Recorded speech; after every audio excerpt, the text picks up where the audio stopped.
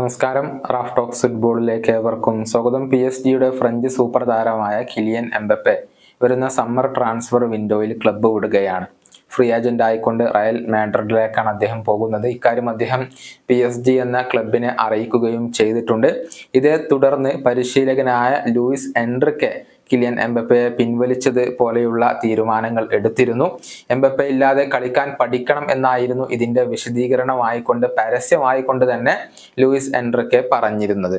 French താരമായിരുന്ന Christoph ഡുഗാരി ഗുരുതരമായ ആരോപണങ്ങളാണ് ഇപ്പോൾ PSG പരിശീലകനായ ലൂയിസ് എൻറിക്കെതിരെ ഉന്നയിച്ചിട്ടുള്ളത്.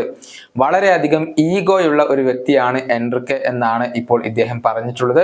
എംബപ്പയെ എൻറിക്കക്ക് ഇഷ്ടമില്ലെന്നും അദ്ദേഹം ആരോപിച്ചു.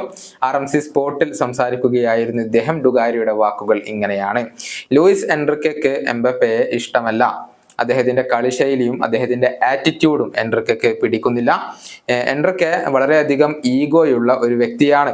അദ്ദേഹമാണ് അവിടെ സ്റ്റാർ ആവാൻ ശ്രമിക്കുന്നത്. പക്ഷെ എംബപ്പയോടുള്ള ദേഷ്യം അദ്ദേഹം മറച്ചു പിടിക്കുകയാണ്. കാരണം അവിടെ അദ്ദേഹത്തിന് മറ്റൊരു ഓപ്ഷൻ ഇല്ല.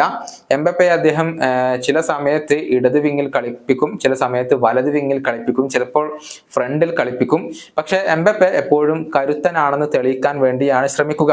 എന്നാൽ ചില സമയത്ത് എംബപ്പയുടെ ഭാഗത്ത് നിന്ന് കാര്യക്ഷമമായ പ്രകടനങ്ങൾ ഉണ്ടാവില്ല. അപ്പോൾ എൻറിക്കെ ശരിയാണെന്ന് നമുക്ക് തോന്നും. അങ്ങനെ രണ്ടുപേരും ഇവിടെ വിജയിക്കുകയാണ് ചെയ്യുന്നത്. ഇതാണ് ക്രിസ്റ്റോഫ് ഡുഗാരി ഇപ്പോൾ പറഞ്ഞിട്ടുള്ളത്. പതിവ് പോലെ ഈ സീസണിൽ മികച്ച പ്രകടനമാണ് കിലിയൻ എംബപ്പെ നടത്തിക്കൊണ്ടിരിക്കുന്നത്. 21 ലീഗ് മത്സരങ്ങളിൽ നിന്ന് 21 ഗോളുകളും 4 അസിസ്റ്റുകളും അദ്ദേഹം സ്വന്തമാക്കിയിട്ടുണ്ട്. ഇനി PSG തങ്ങളുടെ അടുത്ത മത്സരത്തിൽ മൊണോക്കോയെയാണ് നേരിടുക. ഇന്ന് രാത്രി ഇന്ത്യൻ സമയം 1:30 ഈ ഒരു മത്സരം അരങ്ങേറുക. ഈ വീഡിയോയുടെ അവസാനിപ്പിക്കുന്നു. വീണ്ടും കാണാം.